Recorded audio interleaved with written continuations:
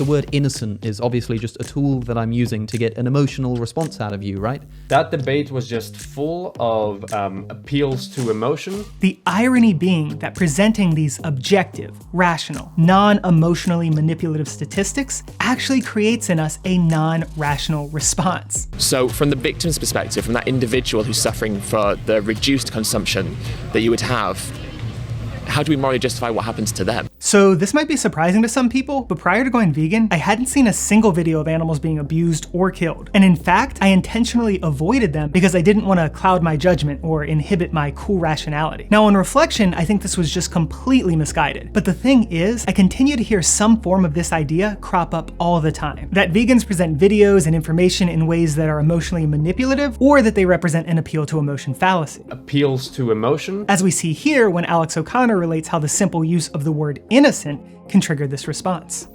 Here's the response.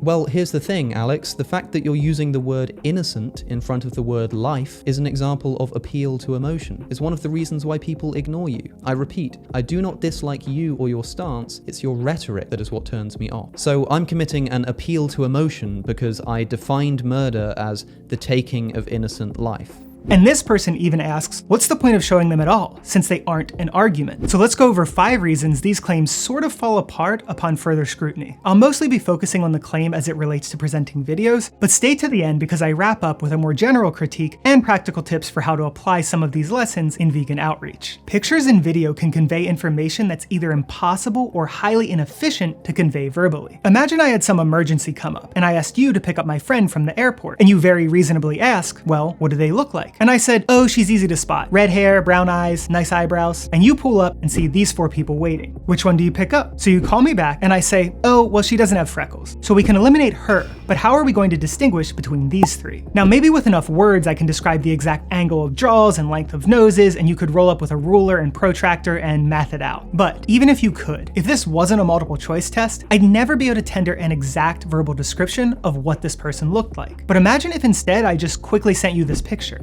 Problem solved, instantly. This is why the phrase, a picture is worth 1,000 words, rings true. In the same way, the horrors of what goes on in farms and slaughterhouses can't fully be conveyed via verbal description. And even if it could, it's conveyed much more efficiently with video. But what's really strange is how inconsistently this principle is being applied. I've never seen people raise this objection when someone highlights other famous instances of violence, exploitation, and injustice. What if I could only describe sweatshops to you, but I couldn't show you images and videos like this? I could only say things like X number of workers are crammed into a building of Y square feet for Z number of hours. Would these same people say the inclusion of imagery somehow hampers our understanding or assessment of the conditions there? Are these same people objecting when someone shows imagery of the Holocaust or Vietnam, or the Civil Rights Movement, or the bombings of Hiroshima and Nagasaki? And not objecting because the images are disturbing, objecting because the images aren't an argument or somehow represent an appeal to emotion fallacy? Appeals to emotion. Do these images enhance or detract from your comprehensive understanding of these events? What if I said the US dropped a bomb on Hiroshima, which destroyed much of the city and killed 80,000 people? That sounds bad, of course, but it doesn't deeply connect you with the sorrow and horror these images communicate. And that leads us to some sneaky psychological quirks lurking beneath the surface when we talk about reporting dry statistics versus showing footage of an individual or small group of animals suffering and dying. Now, the footage will be more evocative for many reasons, but among them are 2 psychological phenomena known as psychic numbing and compassion collapse, described by psychology professor Paul Slovic in this paper. So the best way to understand these phenomena is to start by describing what they're not. And what they're not is the attitudes and behavior we'd expect from a perfectly rational person. So when thinking about the lives of individuals, there might be 2 ways we'd rationally view an increasing number of deaths. In one scenario, we have a linear relationship,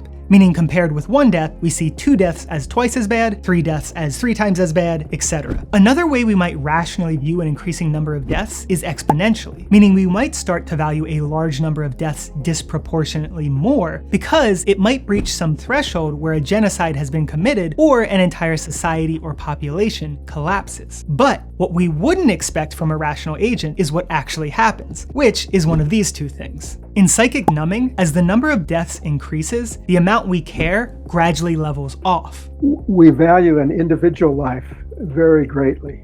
If we can help them, we'll do it, even at a risk to our own life. So the single life is valued very highly. But then as the number of people in danger increase, the response isn't proportionally greater. What we find is that we start to become insensitive. The first life is most important. The second life, on top of that, it doesn't make it feel twice as important as it did with one. By the time we get to 6 or 7 lives, 7 doesn't feel any different than 6. This is when we're relying on our feelings, instead of doing the math. And compassion collapse gives us the most disturbing result of all, where we see people actually care less as more individuals are added to the death count. Compassion collapse means that we often dole out our kindness in uneven or biased ways. So for instance, people donate more to charities when they learn about one person in need than when they learn about 10 or 100 or 1,000 people. That, of course, is morally backwards, because by definition, 100 people need us more than any one might. So the irony being that presenting these objective, rational,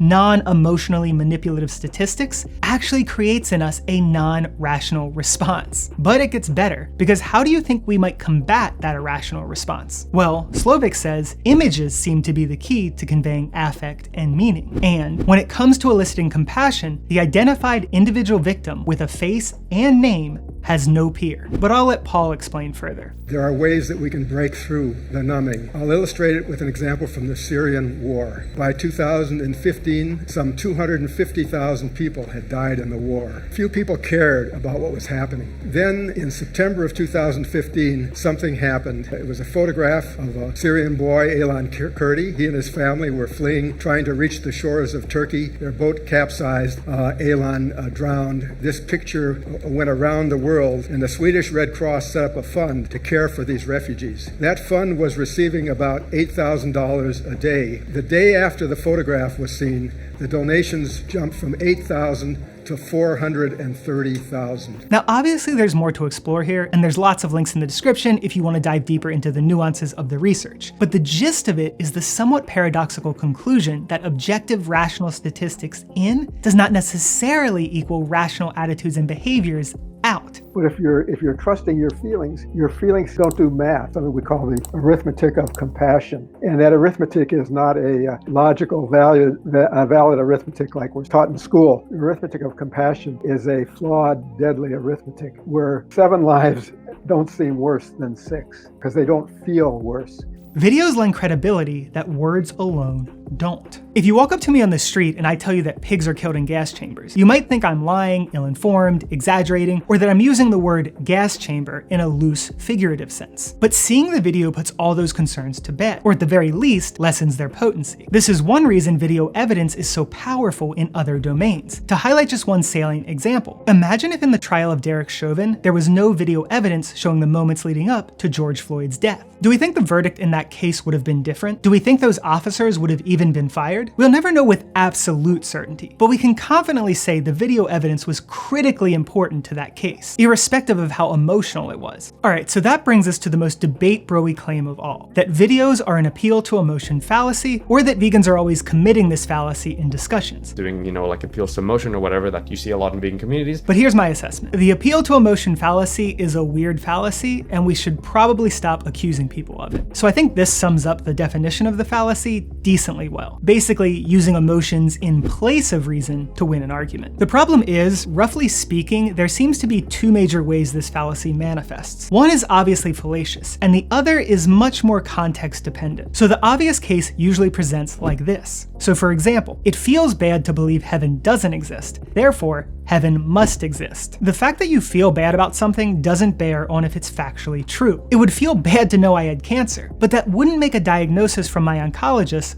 false. The website logic.com does a good job of giving examples in this vein. The claims here are concrete and explicit, but the less obvious case has the potential to occur when the claims are more murky or implicit. And this type could actually occur when someone presents an emotionally evocative video, but it would only be the case under certain conditions. If the person showed you a video of a cow getting their head cut off and then said, "You should be vegan," that would probably be fallacious. But in most of the outreach I've seen, this isn't the case. The video is always presented in an extended discussion along with other factual information, like this is standard practice, this is how most pigs are killed. This occurs in the United States, as well as value questions like, do you think animal cruelty is wrong? Do you think animal suffering is undesirable? And this is totally fine. As logicallyfallacious.com says, using appeals to emotion as a backup to rational and logical arguments is not only valid, but a skill possessed by virtually every great communicator. And yourfallacies.com says, sometimes a logically coherent argument may inspire emotion or have an emotional aspect.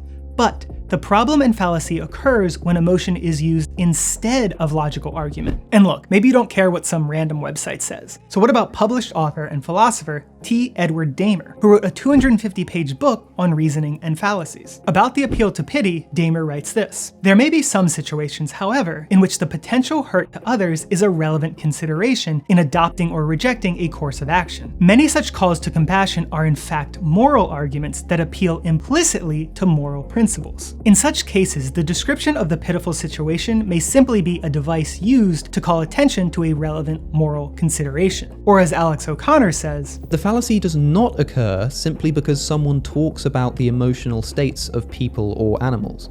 Right? I can make a rational argument that bases morality on pleasure and pain that says something like, premise 1, any being capable of suffering has moral worth. Premise 2, cows are capable of suffering. Conclusion, therefore cows have moral worth. This is a perfectly valid and, I believe, sound argument. Now, someone might be tempted to say, you're just appealing to emotion, talking about how cows are capable of suffering just to try to make us feel bad and feel sorry for them. But no, that's not what I did. You can be completely emotionally uninvested in the suffering of cows, but still accept that the argument is ethically sound. The mere fact that I mentioned the existence of a cow's emotions is not itself an appeal to emotion fallacy. And maybe most gratifying of all, fallacyandlogic.com actually uses this example as an acceptable emotional appeal. When someone makes a plea for children's rights to encourage positive behavior, such as a charity poster that shows a picture of hungry children, which sounds awfully close to what we're talking about in the animal rights context. And this goes for instances where no picture is shown as well. After a recent debate with YouTubers Rose Wrist and Vegan Gaze, Rose claims Vegan Gaze was using a bunch of appeals to emotion.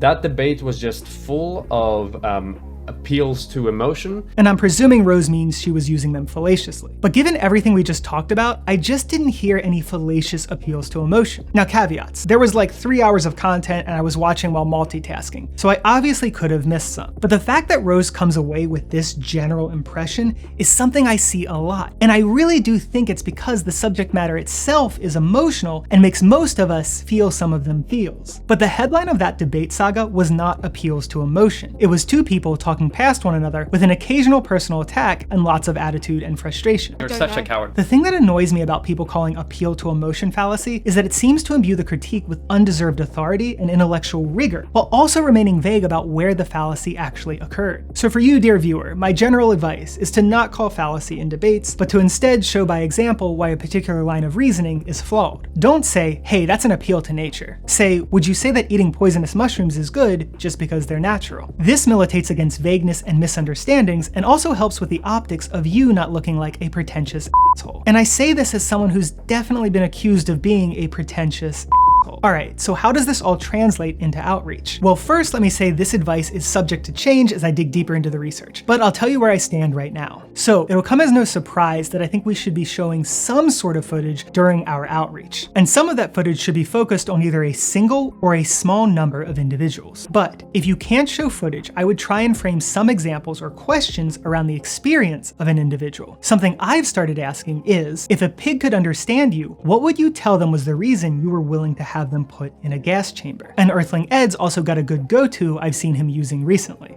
So from the victim's perspective, from that individual who's suffering for the reduced consumption that you would have, how do we morally justify what happens to them? Now, obviously we should always be presenting some sort of argument or facts or be probing values. But what about statistics? I don't think we should never bring them up, but I think we should present them in particular ways and in particular circumstances. So what are those circumstances? The first is if you suspect someone is numerically minded. Maybe in chatting to them before the interview, they mentioned they studied economics or physics or mathematics. In those cases, I would definitely toss out a few stats. The other instance is if someone asks, why focus on animal rights and not more important problems? In that instance, the scale of the problem really does become a huge factor. And if the person is conversing in good faith, this will be an important piece of information for them to know. Alright, so what about how we present the stats? I think we want to use vivid imagery or directly implicate the person we're speaking with somehow. This is something I've done in the past when talking about the number of animal deaths someone is responsible for in a given year. The way I think about it is, if there were 30 dogs here or 30 pigs here, right? And I said to you, hey, you can eat whatever you want for this year, but I'm gonna walk up to those pigs and punch them in the head, I'm gonna castrate them without anesthetic, and I'm gonna throw them into gas chambers. Would you let me do that to those 30 pigs so you could eat whatever you wanted for 1 year?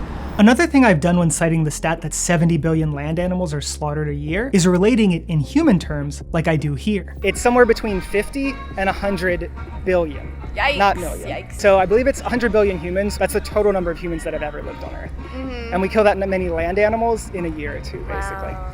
But the point is, do something with these numbers, whether it's showcasing some startling comparison, imbuing it with vivid imagery, or tying them directly to your conversation partner's actions. So if you've got any interesting ideas on how to do that, drop them in the comments. So if you enjoyed this video and want to help me make this my full-time career, check out my Patreon in the description. And shout out to Ryan O'Neill, Tom Eisenbeiss, Nutbase News, and Matthew Lara.